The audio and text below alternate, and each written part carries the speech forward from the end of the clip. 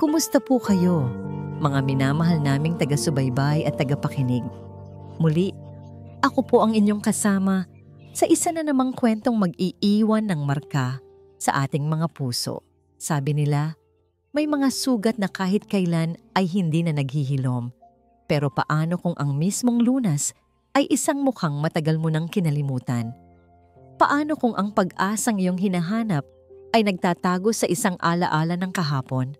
Samahan ninyo kami sa kwento ni Dalisay at Liwayway, isang paglalakbay na magpapatunay na ang utang na loob at tunay na pag-ibig ay kayang baguhin ang anumang hatol ng tadhana.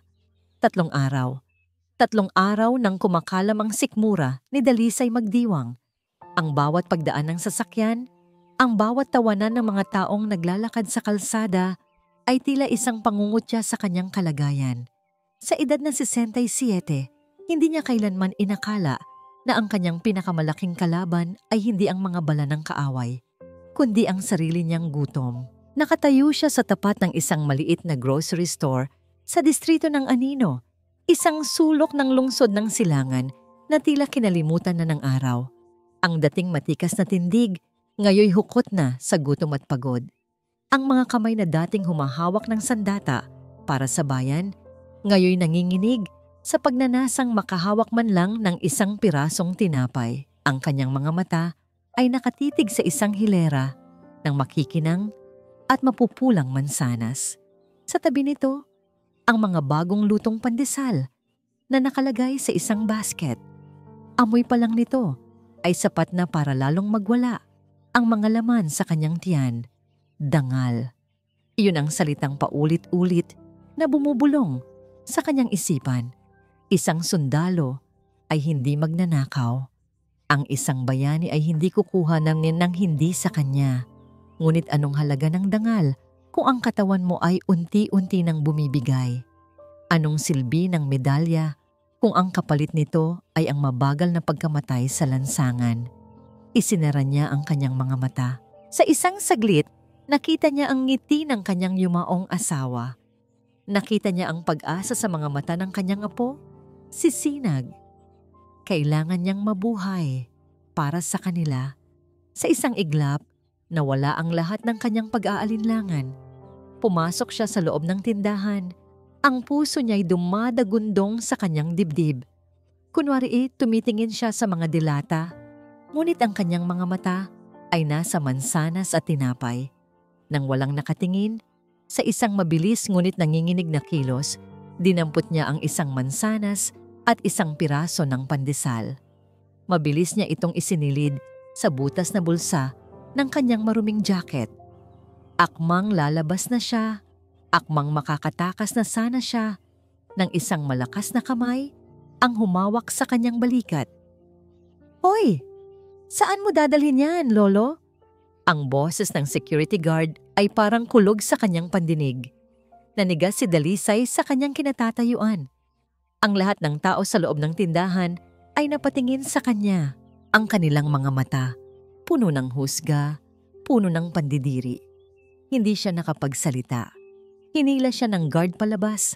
Ang mansanas at tinapay ay nahulog mula sa kanyang bulsa at gumulong sa maruming sahig. At doon, sa harap ng maraming tao, gumuho ang huling piraso ng kanyang dignidad. Malamig ang hangin sa loob ng korte.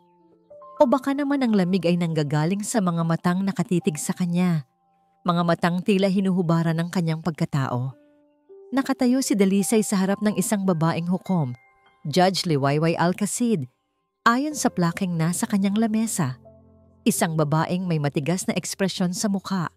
Ang kanyang mga mata ay tila kayang tumagos sa kaluluwa ng sinumang nasa harapan niya. Ayaw siyang tignan ni Dalisay. Nakayuko lang siya, ang kanyang mga matay nakapako sa sahig na semento. Rinig na rinig niya ang bawat salitang binibitawan ng piskal. Guilty of theft under Article 308 of the Revised Penal Code for stealing 1 apple and 1 bread roll with a total value of 25 pesos, 25 piso. Iyon pala ang presyo ng kanyang dangal. Naramdaman niyang may kumapa sa kanyang bulsa.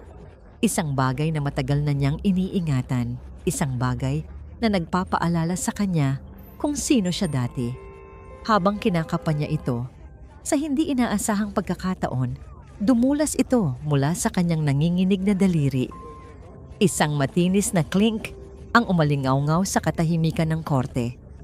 Lahat ay napatingin sa maliit na piraso ng metal na gumulong sa sahig, huminto malapit sa paanan ng kinatatayuan ng hukom. Isang lumang dog tag. Kupas-kupas na, may mga gasgas na tanda ng maraming laban na pinagdaanan. Ngunit malinaw pa ring mababasa ang pangalang nakaukit dito. Magdiwang, DAA Philippine Army. Nagbago ang anyo ng mukha ng hukom. Ang dating tigas ay napalitan ng hindi maipaliwanag na gulat. Dahan-dahan niyang ibinaba ang kanyang tingin mula sa dog tag patungo sa mukha ng matandang nakayuko sa kanyang harapan. Tinitigan niya ang mga guhit sa mukha nito, ang puting buhok, ang balikat na dating matikas. Isang alaala ang sumabog sa kanyang isipan. Isang alaala ng putukan, ng usok at ng isang batang sundalo na sumisigaw. "Yumuko ka, ma'am." Bigla siyang napatayo. Halos mabuwal ang kanyang silya. Ang lahat sa korte ay nagulat sa kanyang kilos, ngunit hindi niya ito pinansin. Ang kanyang mga mata ay nakapako lamang kay Dalisay.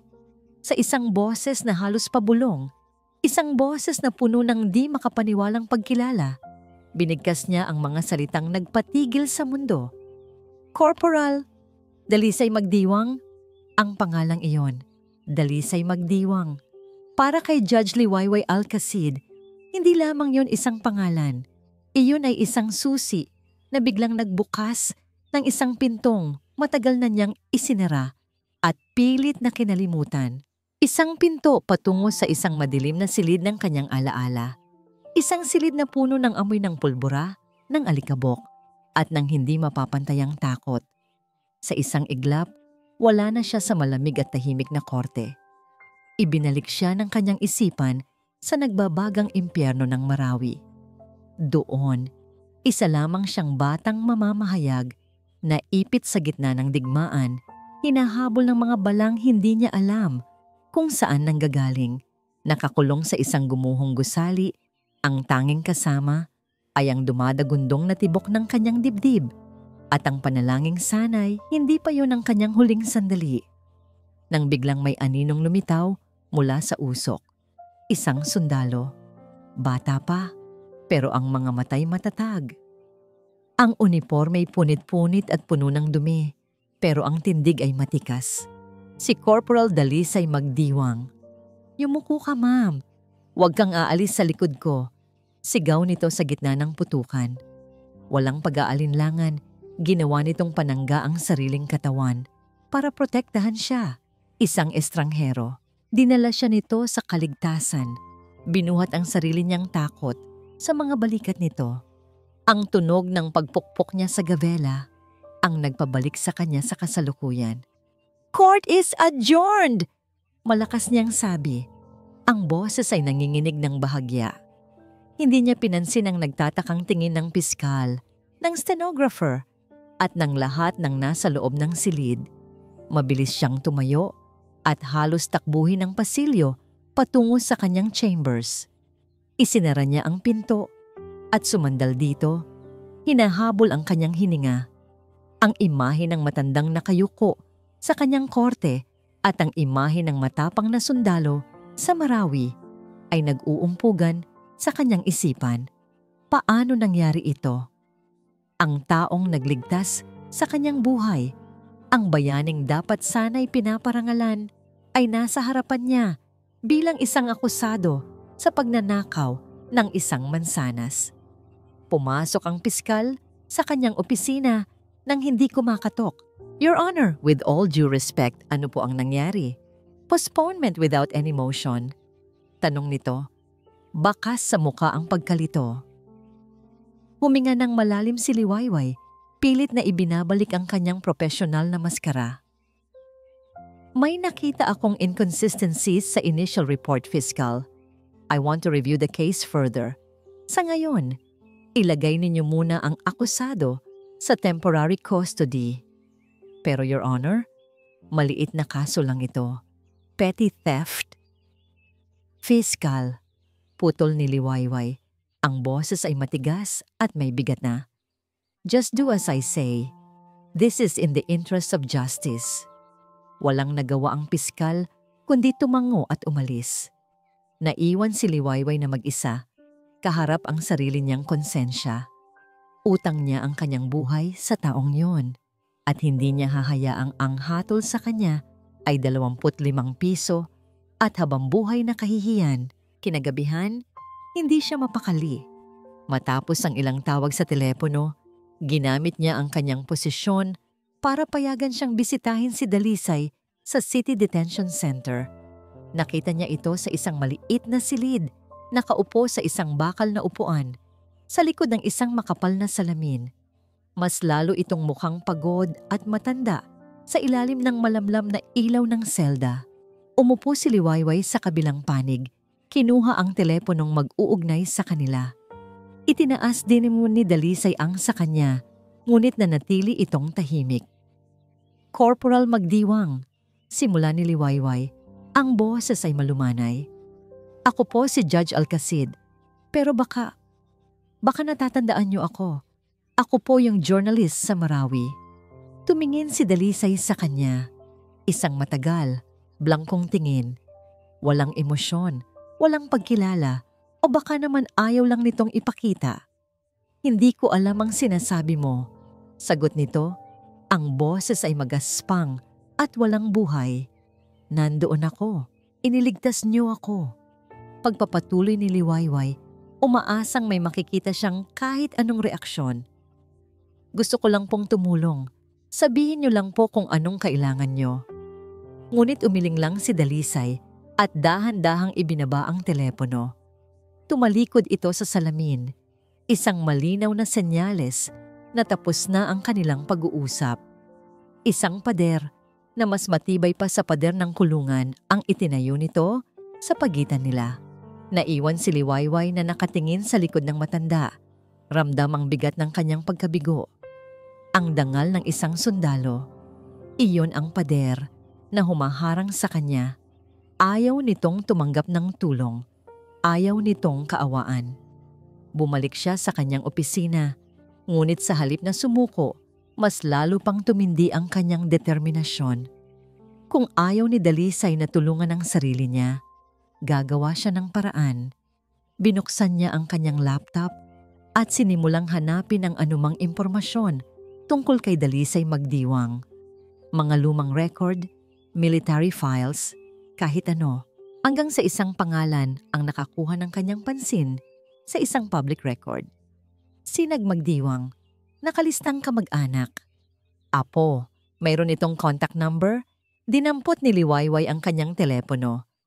Habang tinitipa ang mga numero, bumubulong siya sa sarili. Hindi niya kayang sirain ang pader na yon ng mag-isa. Pero baka may ibang paraan. Baka may taong kayang maging susi. Baka siya ang tanging pag-asa. Ang bawat tunog sa loob ng detention center ay parang patak ng tubig sa isang kuwebang walang katapusan.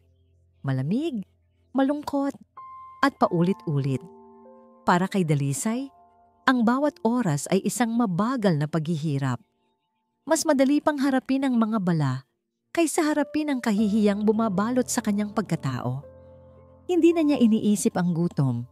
Ang isip niya ay nasa babaeng hukom. Si Liwayway Alcacid, naalala niya ito. Paanong makakalimutan ng mga matang yon na puno ng takot sa gitna ng digmaan? Ngunit ang alaalang yon ay kasama rin ng iba pang alaala. Mga alaala ng mga kasamahang nawala, ng mga sakripisyong tila na baliwala. Ang pagligtas niya sa babae ay isang tungkulin, hindi isang bagay na dapat pagkakautangan ng loob. Ang pagtanggap ng tulong mula rito ay parang pag-amin na siya'y nabigo, na ang kanyang serbisyo ay wala ng halaga, kundi isang tiket para kaawaan. Kaya't pinili niyang manahimik. Haharapin niya ang anumang parusa. Iyon na lang ang natitirang piraso ng kanyang kontrol sa sariling buhay. Isang guard ang huminto sa tapat ng kanyang selda. Magdiwang, may bisita ka. Umiling si Dalisay. Sinabi ko nang ayoko nang makipag-usap kahit kanino. Hindi yung judge ang bisita mo, sabi ng guard. Binubuksan ng rehas. Pamilya mo. Napatigil si Dalisay. Pamilya? Paanong... Dinala siya ng guard sa visitation area. At sa likod ng makapal na salamin, nakita niya ang isang mukha na matagal na niyang hinahanap. Isang mukha na nagbibigay liwanag sa pinakamadilim niyang mga gabi. Lolo? Ang boses ni Sinag sa telepono ay basag at puno ng luhang pinipigilan. 20 taong gulang na ang kanyang apo, isang dalagang pilit na tinataguyod ang sarili sa pag-aaral habang hinahanap siya ang kanyang huling sinag ng pag-asa. Sinag, anak. Iyon lang ang lumabas sa bibig ni Dalisay. Ngunit sa 2 salitang iyon, nakapaloob ang lahat ng kanyang pangungulila at pagsisisi. Lolo, bakit hindi niyo sinabi sa akin? Halos 1 taon kitang hinahanap. Sabi ko naman sa inyo, Lolo, kahit gaano kahirap, magkasama tayo. Bakit niyo sinulo lahat? Ang bawat salita ni Sinag ay parang punyal na tumutusok sa puso ni Dalisay. Ang pader na itinayo niya sa paligid ng kanyang sarili ay unti-unting gumuho, binabakbak ng mga luha ng kanyang apo. Nakita niya ang hirap sa mukha ni Sinag, ang pangingitim sa ilalim ng mga mata nito, tanda ng mga gabing walang tulog, ang pagpayat nito, at doon niya napagtanto ang kanyang pagmamatigas. Ang kanyang pride ay hindi lamang nagpahirap sa kanya, kundi pati na rin sa nag-iisang taong natitira sa buhay niya. Patawarin mo ang lolo, apo, sabi niya. Ang boses ay garagal. Sa unang pagkakataon, sa loob ng napakatagal na panahon, hinayaan niyang tumulo ang kanyang mga luha. Ang mga luhang hindi niya iniyak noong namatay ang asawa niya. Ang mga luhang hindi niya pinakawalan noong mawalan siya ng tahanan. Ang pag-iyak niya ay hindi tanda ng kahinaan. Iyon ay tanda ng pag-amin. Pag-amin na kailangan niya ng tulong. Pag-amin na kailangan niyang lumaban, hindi para sa sarili niya, kundi para sa dalagang nasa harapan niya. Kinabukasan, isang batang abogado ang dumating para kausapin si Dalisay. Ipinakilala nito ang sarili bilang si Attorney Ramirez, inassign daw ni Judge Alcacid pro bono. Sa pagkakataong ito, hindi na tumanggi si Dalisay. Sa tulong ni Sinag na nasa tabi niya, unti-unti niyang ikinuwento ang lahat. Isang araw, bigla na lang pong itinigil ang pensyon ko mula sa PIVAO. Paliwanag ni Dalisay kay Attorney Ramirez. Ang PIVAO o Philippine Veterans Affairs Office ang tanging inaasahan niya. Nakatanggap ako ng sulat. Sabi, mayroon daw isinasagawang review sa mga record at pansamantala raw ititigil ang benepisyo. Pero lumipas ang mga buwan, naging 1 taon, wala pa ring bumalik. Tuwing pupunta ako doon, pinagpapasahan lang ako na wala daw ang record ko. May problema daw sa sistema. Naubos ang naipon nila ng kanyang asawa sa gamutan nito. Nang mamatay ito, hindi na niya kinayang bayaran ng upa sa apartment. At doon nagsimula ang kanyang paglalagalag sa lansangan. Habang nakikinig, si Attorney Ramirez ay masusing nagsusulat. Ginoong Magdiwang, may kopya pa po ba kayo ng sulat na yon? Umiling si Dalisay. Nawala na sa mga gamit ko noong paalis-alis ako. Sige po, ako na po ang bahalang kumuha ng kopya ng inyong record sa PVO. Kailangan nating malaman kung ano talaga ang dahilan ng pagtigil ng benepisyo ninyo. Nagtiwala si Dalisay. Sa unang pagkakataon, naramdaman niyang may pag-asa. Mayroong mga taong handang lumaban para sa kanya. Makalipas ang 2 araw, bumalik si Attorney Ramirez. Ang mukha nito'y seryoso at may halong pag-aalala. May problema po tayo, Ginoong Magdiwang, sabi nito. Inilalatag ang ilang dokumento sa lamesa. Anong problema? Tanong ni Sinag. Ang boses ay kinakabahan. Ipinakita ng abogado ang isang dokumento na may malaking pulang tatak. Ito ang nakuha kong kopya ng inyong record. Hindi lang po pansamantalang itinigil ang benepisyo ninyo. Ang record ninyo ay may flag. Disciplinary action due to grave misconduct. Pinapalabas na kayo ay na dishonorably discharge. Ano? Imposible yan! Sigaw ni Dalisay. Napatayo sa gulat at galit. Ang buong buhay niya ay inialay niya sa serbisyo. Malinis ang kanyang record. Isang bayani ng Marawi. Paanong nangyari ito? Walang basihan ang akusasyon, Lolo. Sabi ni Sinag. Hawak ang kamay ng kanyang lolo. Walang pagsang-ayon ng abogado, ang kanyang mga mata ay seryoso. At iyon ang nakapagtataka. This is not just a bureaucratic error.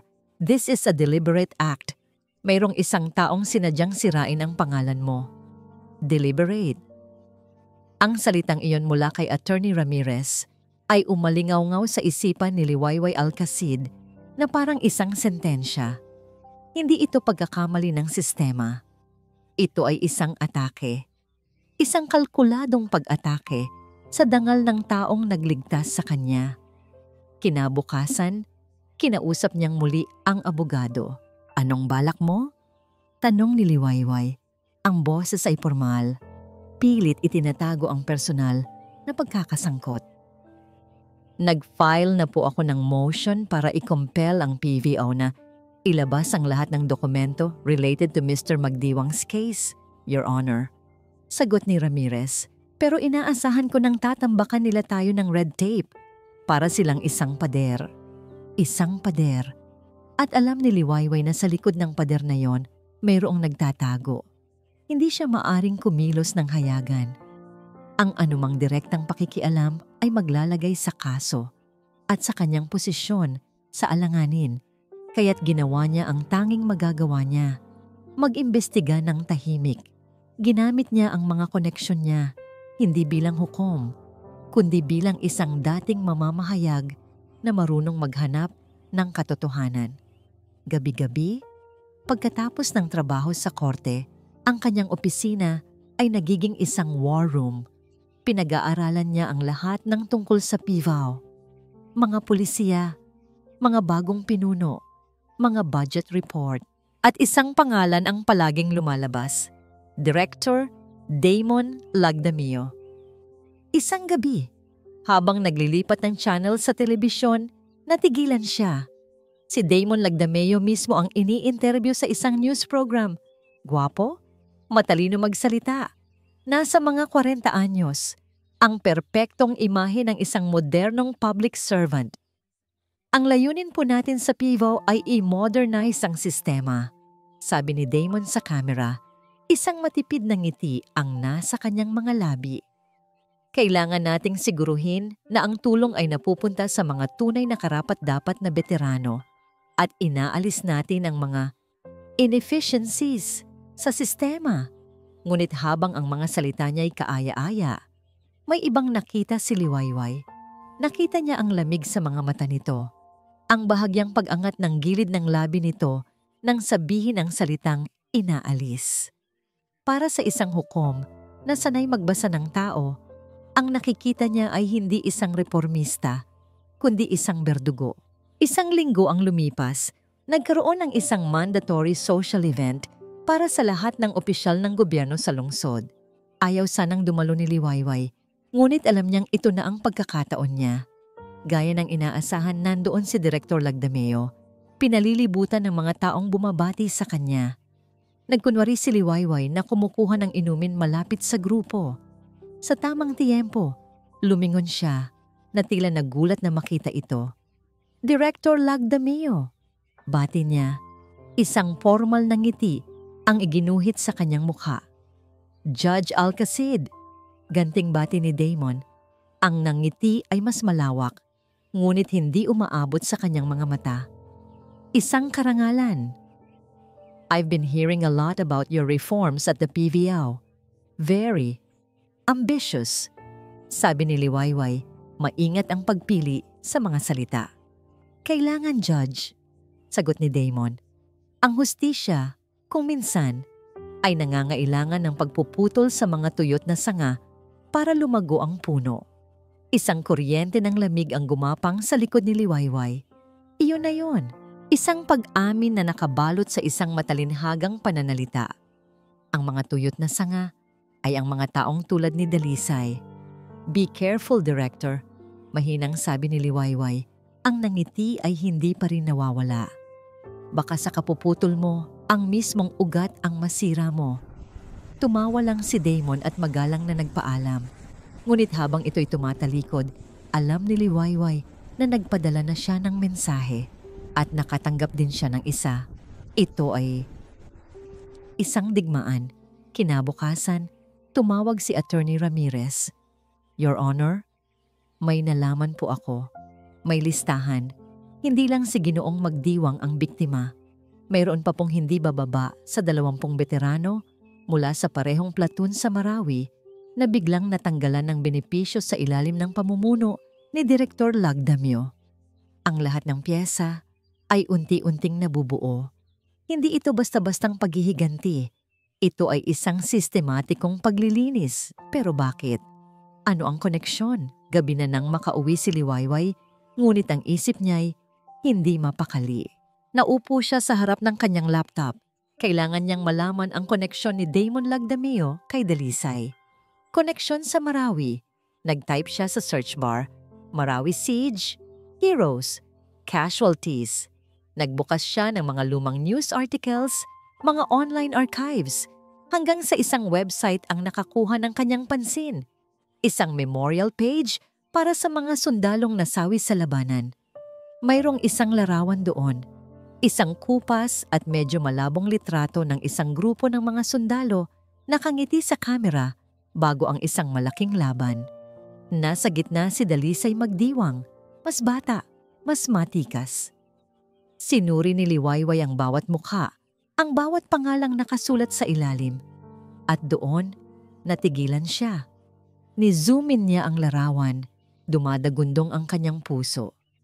Sa tabi mismo ni Dalisay, may isang sundalong nakangiti. Ang braso'y nakaakbay sa balikat ng kaibigan. At sa ibabaw ng bulsa ng uniforme nito, malinaw, kahit medyo malabo, ang pangalang nakatahi.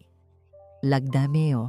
Ang larawan sa screen ng laptop ay tila isang multo mula sa nakaraan. Dalawang mukha na magkatabi, nakangiti, hindi alam ang kapalarang naghihintay sa kanila. Dalisay Magdiwang at isang sundalong may apelyidong Lagdamio. Ama ni Damon. Kinabukasan, dala ni Liwayway ang isang kopya ng litrato nang bisitahin niya si Dalisay, kasama si Attorney Ramirez at Sinag. Ang pagbisita ay ginawa sa isang pribadong silid, hindi na sa likod ng salamin. Inilapag ni Liwayway ang larawan sa lamesa. Hindi nagsalita si Dalisay. Tinitigan niya lang ito. Ang mga mata niya'y unti-unting nanlamig at ang mga kamay na nakapatong sa lamesa ay nagsimulang manginig. Ang nangiti sa mukha ng kaibigan niya sa litrato ay tila isang sundang na humihiwa sa kanyang puso.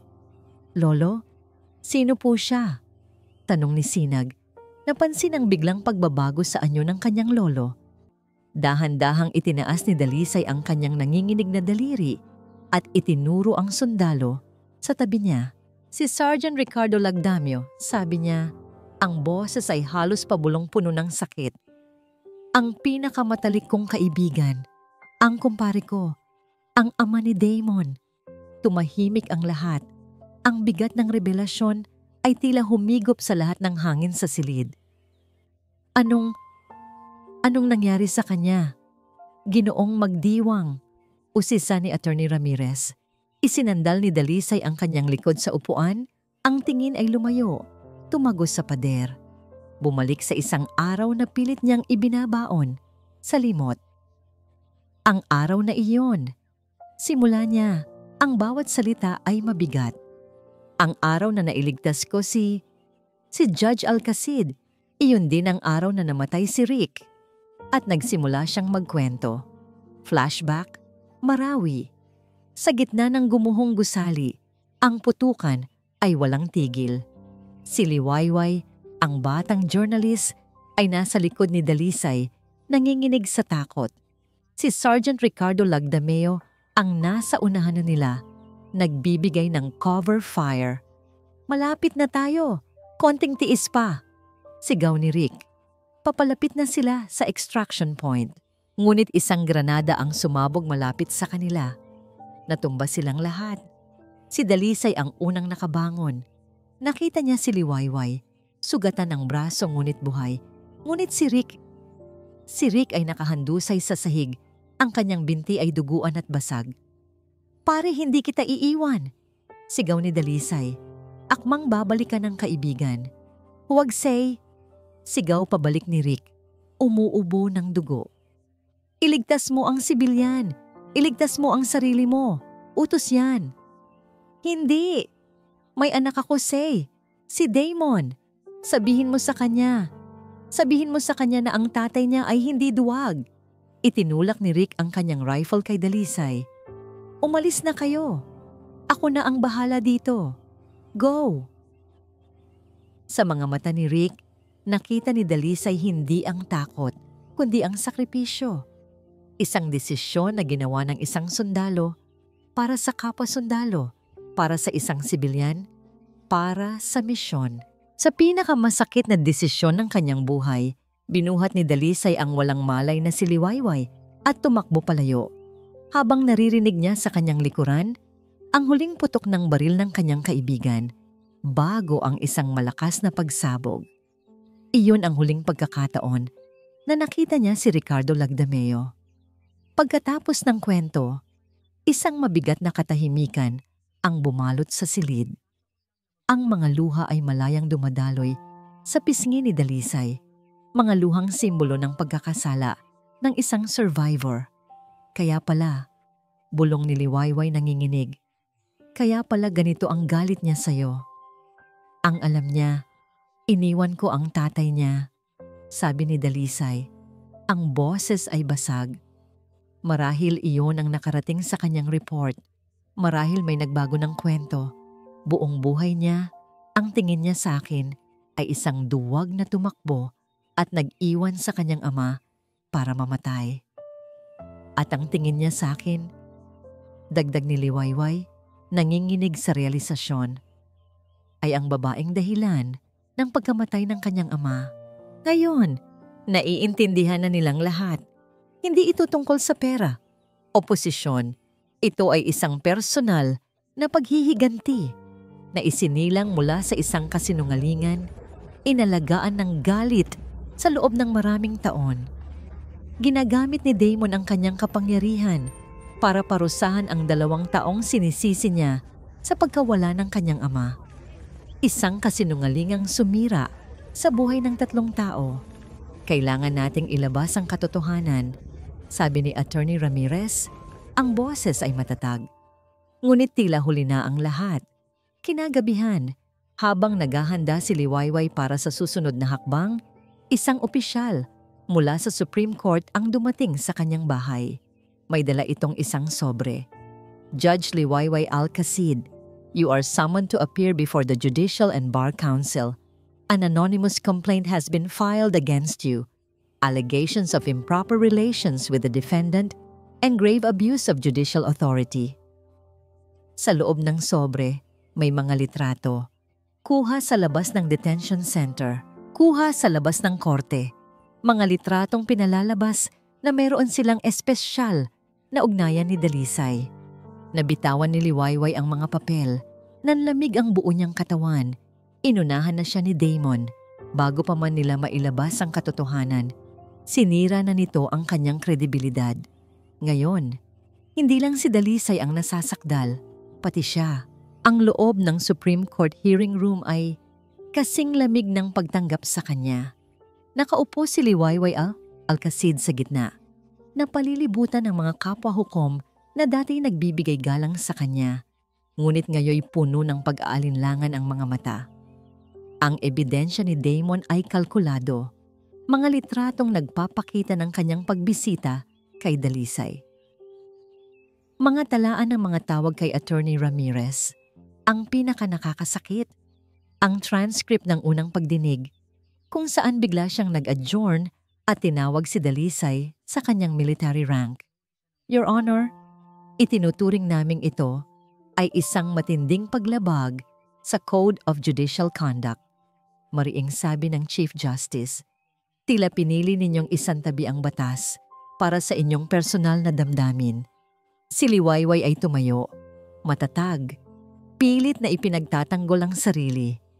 Ang kilos ko ay hindi para sa personal na pakinabang, kundi para sa mas mataas na forma ng hustisya. Ang akusado ay isang veteranong may malinis na record na biktima ng sistematikong isang akusado sa pagnanakaw, Judge. Putol ng isang miyembro ng konseho. Gaano man kadakila ang kanyang nakaraan, siya ay nasa harap ninyo dahil sa krimen. Ang inyong pagkilos ay nagpapahiwatig ng bias. Ito ay nagbabanta sa integridad ng hukuman. Hindi niya masabi ang buong katotohanan. Hindi niya maaring idawit ang pangalan ni Damon sa loob ng silid na yon nang walang matibay na ebidensya ng korupsyon o masisira siya. Ang tanging magagawa niya ay ipagtanggol ang kanyang motibo.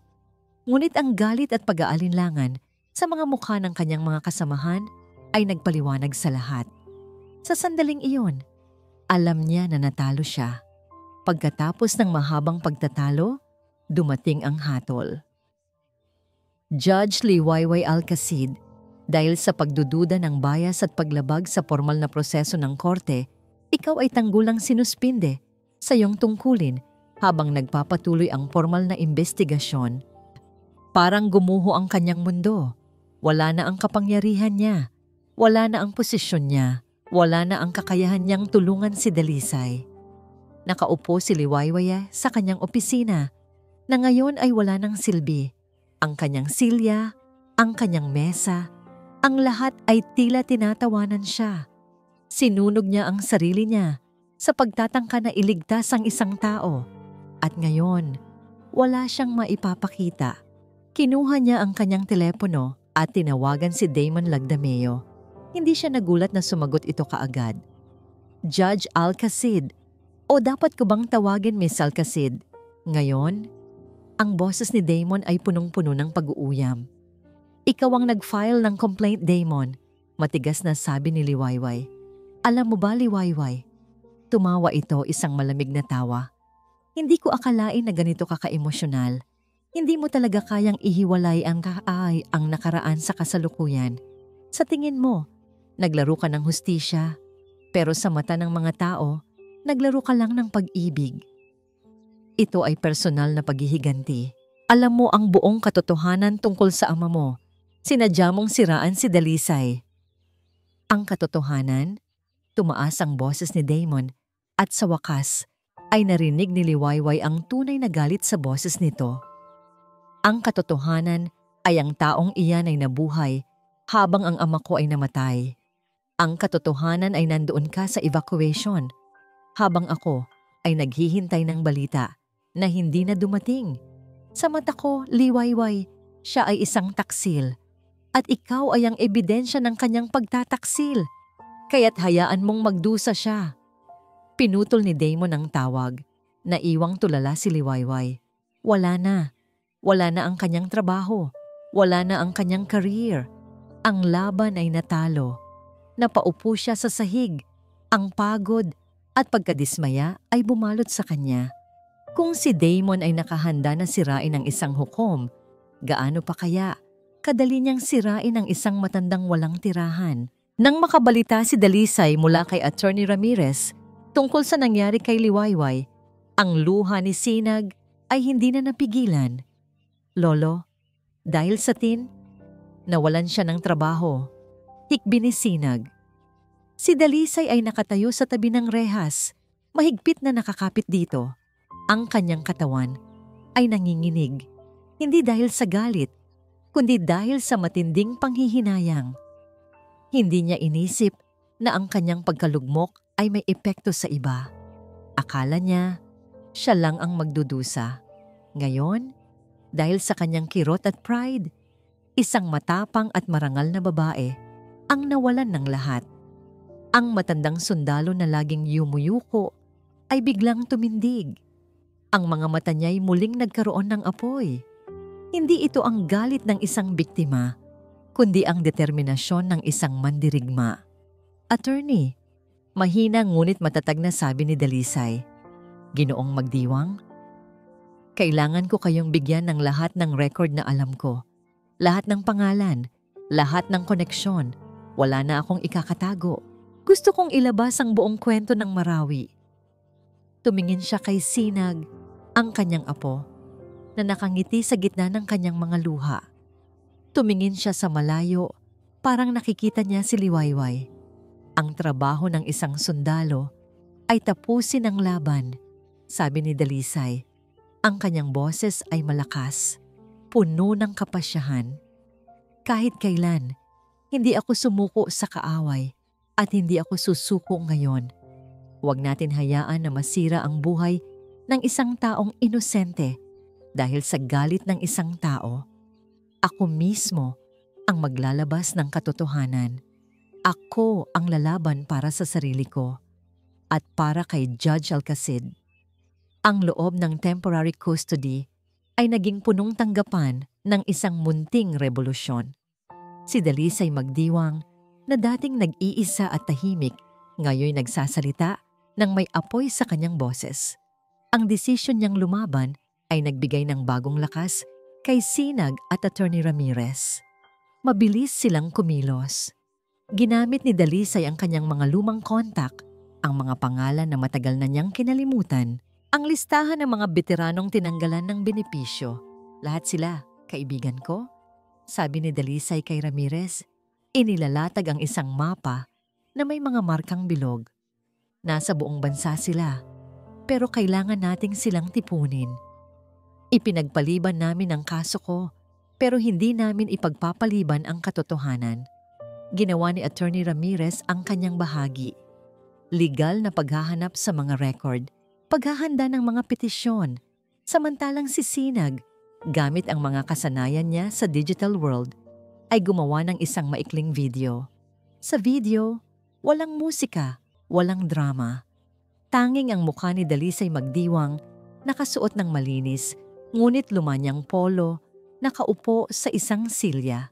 Sa likod niya, ang bandila ng Pilipinas. Ako si Dalisay Magdiwang. Dati akong sundalo. Ako ang biktima ng pagnanakaw. Pero hindi ako ang nagnakaw. Ang ninakaw sa akin ay ang dangal ko. Simula niya sa kamera, ang kanyang mga mata ay matatag. Ikinuwento niya ang tungkol sa Marawi. Ikinuwento niya ang tungkol sa pagkamatay ni Ricardo Lagdameo, hindi bilang isang trahedya, kundi bilang isang bayaning sakripisyo. At ikinuwento niya ang tungkol sa mga lihim na pagtanggal ng benepisyo na nagdadala sa kanya at sa kanyang mga kasamahan sa kahirapan. Hindi ako humihingi ng tulong. Pagtatapos niya, hinihiling ko ang hustisya, hindi lang para sa akin, kundi para sa lahat ng mga bayaning nakalimutan na ng kanilang bayan at para sa isang hukom na nawalan ng lahat dahil pinili niyang ipagtanggol ang tama. Nag-viral ang video. Ang hashtag bayaning nakalimutan ay mabilis na kumalat. Ang mga news agency ay nagsimulang tumawag. Ang publiko ay nagising. Sa loob ng 2 araw, nagtipon ang mga veterano na biktima ng sistema. May mga galing pa sa Visayas at Mindanao. Ang lahat ay may parehong kwento. Bigla ang pagkawala ng benepisyo, maling akusasyon, at ang pangalang Damon Lagdameo na laging nakakabit sa lahat ng masamang nangyayari. Nagkasundo sila na magpapakita sila ng lakas sa pamamagitan ng isang press conference at peaceful rally sa harap mismo ng tanggapan ng PIVAO. Samantala, si Liwayway, na ngayon ay isang pribadong mamamayan, ay nakita ang video ni Dalisay. Sa kanyang bahay nakita niya ang muling pag-aapoy ng pag-asa. Tama si Dalisay. Bulong niya sa sarili. Ang hustisya ay hindi lang sa loob ng korte. Nagsisimula ito sa katotohanan. Tinawagan niya si Attorney Ramirez. Mayroon akong isang huling alas. Isang tao na kailangan nating kausapin. Isang taong nasa loob ng PVO. Sa araw ng rally, ang harap ng PVO building ay napuno ng mga tao. Ang mga veterano, kasama si Dalisay sa gitna, ay nakasuot ng luma nilang uniforme, nakatayo ng matatag. Si Sinag ay nasa tabi ng kanyang lolo, nagtatala ng mga pangyayari. Si Dalisay, sa unang pagkakataon, ay naramdaman ang bigat ng kanyang dog tag hindi bilang isang sumpa, kundi bilang isang banner. Kinuha niya ang mikropono. Kami ay hindi mga magnanakaw. Kami ay hindi mga taksil. Kami ay inyong mga sundalo. Doon, lumabas si Director Damon Lagdamio mula sa gusali. Nakasuot ng mamahaling barong, pinalilibutan ng security detail. Ang kanyang mukha ay galit, ngunit pilit itong pinapanatili ang kanyang kalmado. Ako ay humihingi ng paumanhin, ngunit ang pagtitipon na ito ay iligal. Sabi ni Damon, ang boses ay malakas, ngunit puno ng kasinungalingan. Kailangan nating ipatupad ang batas. Dapat ipagtanggol ang mga batas na ipinaglaban ninyo, Ginoong Magdiwang. Kayong mga nagtatangkang gumawa ng kalabisan ay ituturing na taksil, sigaw ni Dalisay. Pinutol ang kanyang salita. Ang taksil ay hindi kami, Damon. Ang taksil ay ang taong ginagamit ang dangal ng kanyang yumaong ama para mangabuso sa mga kapwa sundalo niya. Galit na galit si Damon. Huwag mong banggitin ang pangalan ng ama ko. Magdiwang, ang ama ko ay namatay dahil sa'yo. Iniwan mo siya para mamatay para lang iligtas ang babaeng yan. Ang komprontasyon ay umabot sa rurok. Ang mga kamera ay nakafocus sa kanila. Hindi ko siya iniwan, sigaw ni Dalisay, lumapit kay Damon. Ang ama mo ang nagdesisyon. Ginawa niya ang pinakadakilang sakripisyo. Siya ang nagligtas sa aming lahat. At ang tanging pinaglalaban mo ay ang kasinungalingang sinasabi mo sa sarili mo. Wala kang alam, sigaw ni Damon. Akmang itutulak si Dalisay nang biglang may dumating. Isang itim na sasakyan ang huminto sa likuran ng mga mamamahayag. Lumabas mula dito si Liwayway Alcacid. Wala siyang suot na judicial robe. Wala siyang security. Siya ay naroroon bilang isang saksi at isang kaibigan. Ngunit hindi lang siya ang kasama niya. Kasama niya ang isang lalaki, isang matandang opisyal ng Pavao, si Mr. Cruz na nagtatrabaho sa ilalim ni Damon. Takot ang nakaguhit sa mukha ni Mr. Cruz, ngunit may kalakip na determinasyon. Naglakad si Liwayway patungo sa mikropono. Director Lagdamio, mayroon po kaming isang taong gustong magpatunay sa inyong sinasabi. Hinanap ni Damon ang mukha ni Mr. Cruz at ang takot ay biglang napalitan ng galit sa kanyang mukha. Cruz, anong ginagawa mo? Bumalik ka sa loob. Ngunit huli na ang lahat. Binuksan ni Mr. Cruz ang kanyang sobre. Ako po si Lito Cruz, empleyado ng Pavao. Nagsimula siya niyang magsalita. Ang boses ay nanginginig, ngunit naririnig sa buong paligid. At ako po ang inutusan ni Director Lagdamio na sirain ang record ni Ginoong Dalisay Magdiwang. Nagawa niya po iyan, hindi dahil sa reforma, kundi dahil sa personal na galit. Inilabas ni Cruz ang isang recorder at pinindot ang play. Ang boses ni Damon ay umalingaw-ngaw sa paligid. Huwag mong hayaang makalusot ang matandang yan. Siguraduhin mong nakalista siya bilang grave misconduct at sinisigurado kong hindi na makakabalik ang hukom na yan sa kanyang pwesto. Ang lahat ng nagtatanggol sa kanila ay parurusahan. Ang mga mamamahayag ay nagsigawan. Ang galit ng mga veterano ay nag-umpisa. Gumuho ang maskara ni Damon. Ang kanyang mukha ay naging abo. Sa sandaling iyon, hindi na siya ang makapangyarihang direktor. Siya ay isa na lamang batang lalaki na napuno ng lason ng paghihiganti. Dumating ang pulisya, hindi para arestuhin ang mga raliista, kundi para pusasan si Damon Lagdamio. Bago siya hilahin, tumingin si Damon kay Dalisay. Ang kanyang mga mata ay nagpapakita ng huling bahid ng pagdurusa. Sinungaling ka pa rin, dahil sa'yo. Dahan-dahang lumapit si Dalisay, huminga ng malalim, at nagsalita ng may awtoridad ng isang ama, hindi ng isang kaaway. Ang ama mo ay namatay na may dangal, Damon. Hindi dahil sa akin, kundi dahil sa pag-ibig niya sa bayan. Huwag mong sirain ang sarili mo sa pagtatanggol sa isang kasinungalingan. Wala akong kasalanan. Wala kang karapatan na nakawin ang pag-asa ng mga tao.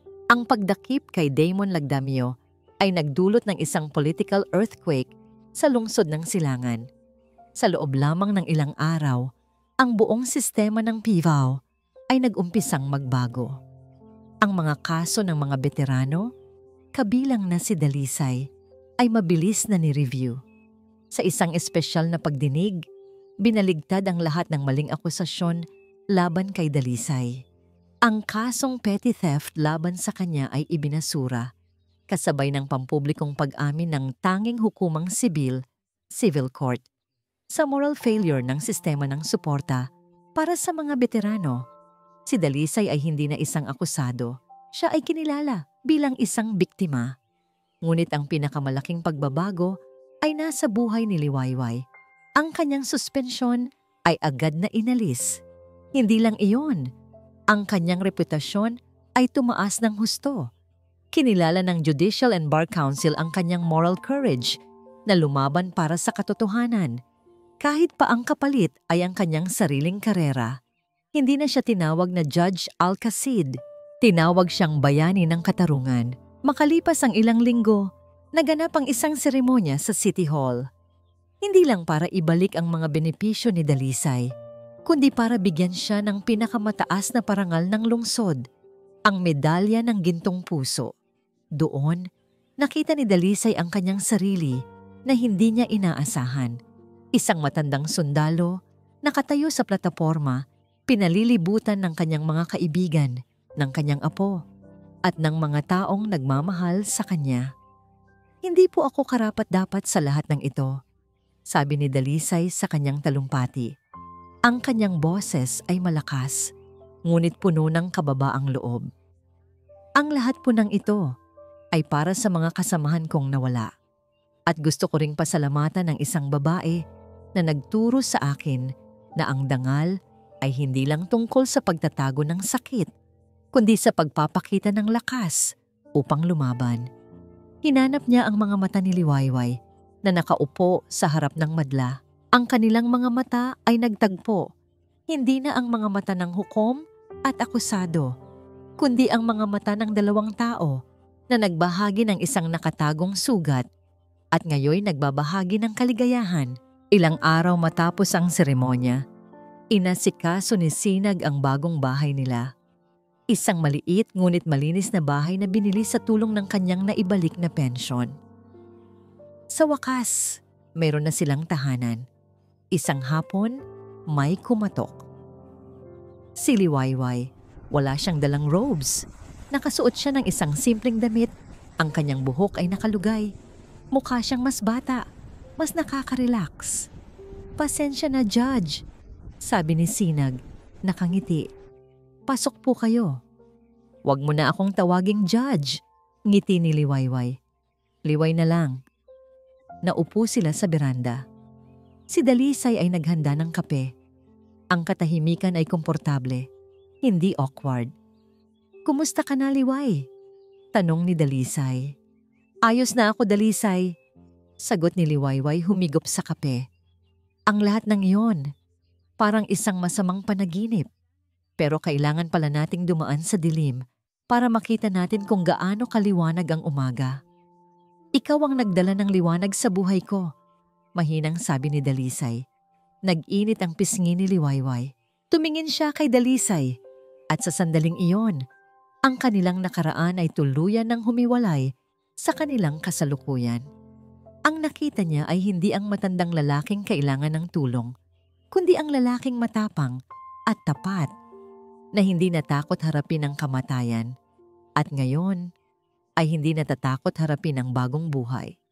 Dalisay, ang utang ko sa'yo, hindi iyon bayad ng hustisya, sabi ni Liwayway, tumingin ng diretso sa kanyang mga mata. Utang ko pa rin sa'yo ang buhay ko at utang ko sa'yo ang kaluluwa ko. Ganti ni Dalisay, ang kanyang boses ay tapat at malalim. Tinulungan mo akong tanggapin na hindi ako isang failure. Tinulungan mo akong maging isang tao ulit. Tumayo si Dalisay, lumapit kay Liwayway at dahan-dahang hinawakan ang kamay nito. Hindi ito ang kamay ng isang sundalo sa kanyang superior. Ito ang kamay ng isang lalaking nag-aalok ng kanyang puso. Liwayway Alcacid, tanong ni Dalisay. Ang bawat salita ay may bigat. Po? Ang tagal nating ipinaglaban ang katotohanan. Ngayon, pwede ba kitang imbitahan para sa isang bagong simula?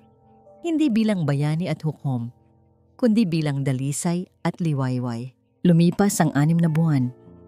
Ang maliit na bahay ni Dalisay ay hindi na lang isang bahay. Isa na itong tahanan. Ang hardin sa harapan na dating tuyot, ngayoy puno na ng mga namumulaklak na rosas at sampagita. Ang dating katahimikan ay napalitan na ng masasayang tawanan. Tuwing hapon, pagkatapos ng klase ni Sinag at trabaho ni Liwayway sa korte, nagtitipon silang 3 sa beranda. Si Sinag na nagkukwento tungkol sa kanyang araw, si Dalisay na nakikinig ng may ngiti, at si Liwayway na hindi na hukom sa mga sandaling iyon, kundi isang kasama, isang kaibigan, isang kapamilya. Ang relasyon nila ni Dalisay ay hindi isang nag-aalab na apoy. Ito ay parang isang kandila, kalmado, matatag, at nagbibigay ng liwanag at init sa isa't isa. Ito ay isang pag-ibig na isinilang hindi sa unang tingin, kundi sa pangalawang pagkakataon. Isang pag-ibig na binuo mula sa pasasalamat, respeto, at pag-unawa sa mga sugat na pareho nilang pinagdaanan. Isang hapon, habang nagkakape sila, inilabas ni Dalisay ang isang maliit na kahon. Para sa'yo, sabi niya kay Liwayway. Ang kanyang mga mata ay nagniningning. Binuksan ito ni Liwayway. Sa loob, isang simpleng kwintas. Ang pendant nito ay hindi diamante o ginto, kundi isang maliit na piraso ng metal na hinulma na parang araw. Isang sinag. Sinag, bulong ni Liwayway. Ang pangalan ng apo ko ay nangangahulugang Ray of Light. Paliwanag ni Dalisay, ang kanyang boses ay malambing. Pero ang pangalan mo, Liwayway, ay nangangahulugang Dawn. Ikaw ang aking bukang Liwayway. Ikaw ang nagdala ng bagong umaga sa buhay kong akala ko'y palubog na. Naluha si Liwayway hindi dahil sa lungkot, kundi dahil sa purong kaligayahan. Isinuot ni Dalisay ang kwintas sa kanyang leeg. Noong nasa korte tayo, pagpapatuloy ni Dalisay, hinatulan mo ang aking kaso. Ngayon, sa harap ng Diyos at ng ating maliit na pamilya, hayaan mong ako naman ang magbigay ng hatol. Lumuhod si Dalisay sa harap ni Liwayway. Nagulat si Liwayway at Sinag. Judge Liwayway Alcacid, sabi ni Dalisay, ang kanyang boses ay matatag ngunit puno ng pagmamahal. Pinapatawan kita ng parusang habambuhay na kaligayahan. Sa piling ko, papayag ka ba? Hindi na kailangan ng salita.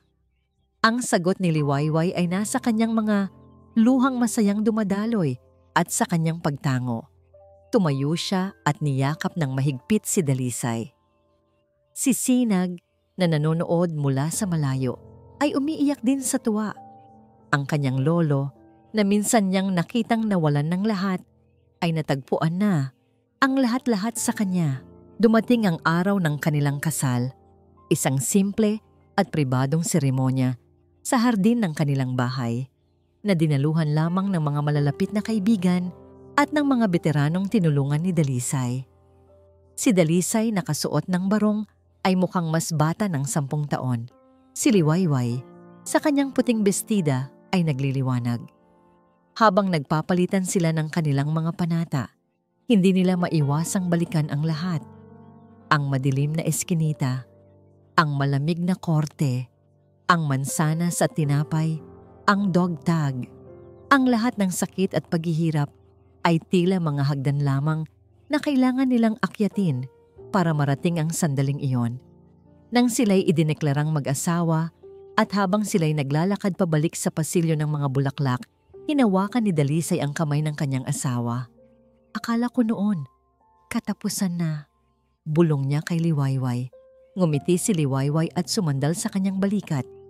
Hindi, mahal ko. Simula pa lang pala.